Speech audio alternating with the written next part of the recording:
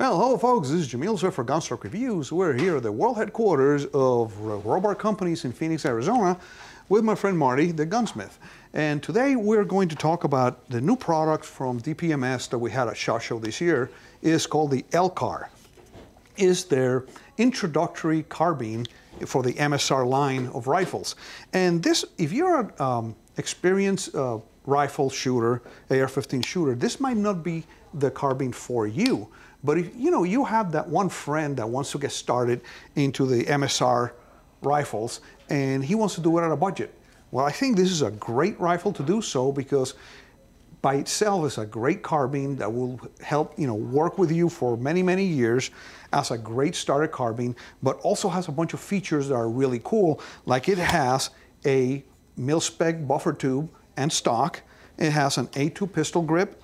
It has a standard M4 handguards, A2 flash hider, but it also comes from the factory with a Magpul MOE rear sight, which is a great sight to accompany the standard sight tower. But now we're going to talk with Marty about upgrades to it. We're going to go ahead and start thinking about upgrading this carbine on a budget. Okay? We're going to look at different things. So where would you start from? I'd start at the back. Start from the back and go all the way forward? So you start from the back, right? What are the things that you handle the most on the gun, right? The stock is going to go into your shoulder, right? Magpul, this thing's already paired with a Mo sight, right? So if you go with a Mo stock, I mean, that's a good feature right there. They've got a nice soft pad. They are very ergonomic, right? Or even the grip, a Mo grip, just to kind of match everything. I mean, if you're already going one, you might as well go the other, right? And the MO trigger guard. Yeah, the MOE trigger guard, very handy because you'll get kind of a sharp edge on the bottom of the trigger here, and it can be rather uncomfortable. It's not the end of the world, but it was a nice feature when the trigger guard came out that it was a good upgrade. You can get them in colors, and even the Mo forend. If you're going foreends, the nice thing about the Mo forend, aside from matching the rear, you can get the M-LOK on it. You can get the M-LOK system, so you can attach flashlights or grips or that type of stuff, and give you a lot more options.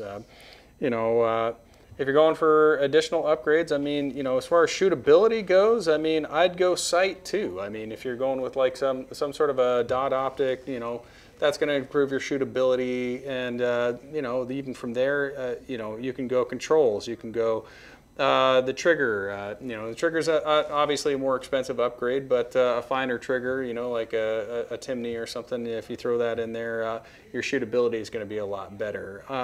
One of the final things I'd probably run on is a muzzle brake, right? Okay. Something, a loudening device of some sort, right? Oh, yeah, you want to make it louder. But it also is about how you control the gun, right?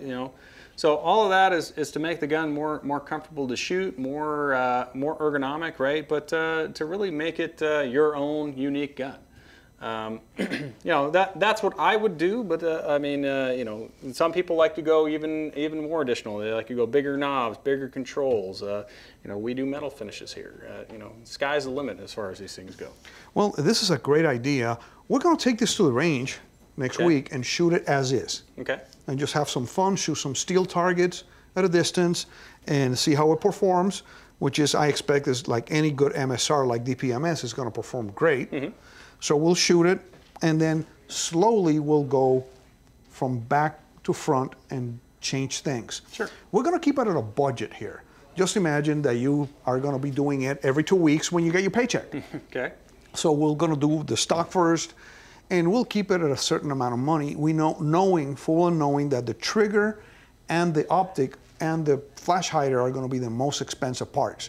The rest of the parts are under $30. Think about that. You can get the whole kit for $100, or maybe just keep it and start buying parts one at a time, and until you get everything done. It's going to take you a little bit of time, take you a month or two to get it done, but you'll have, at the end of the time, you're going to have a really good carbine, and it's going to be set to your taste. I am going to set it up the way I would like to have it. Like, I agree with Marty, we'll use some of the Magpul Mo parts. We'll go ahead and do it that way, and like I said, the sky's the limit. So, and there's something that, except the flash hider, I could do everything myself, right? Yeah.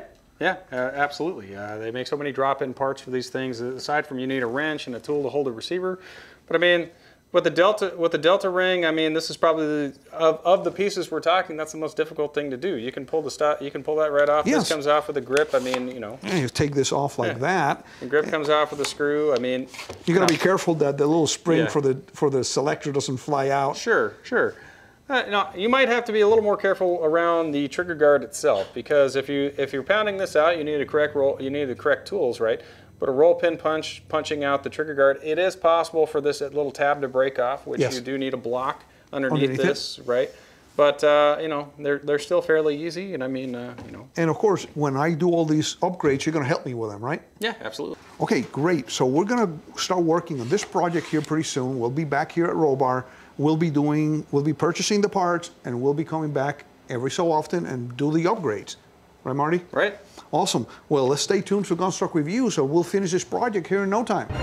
Thank you for watching Gunstock Reviews. Please visit our website at www.gunstockreviews.com for more exclusive content. Please visit our Patreon page at www.patreon.com/gunstockreviews. Your contributions would be greatly appreciated and help us grow our selections and frequency of videos.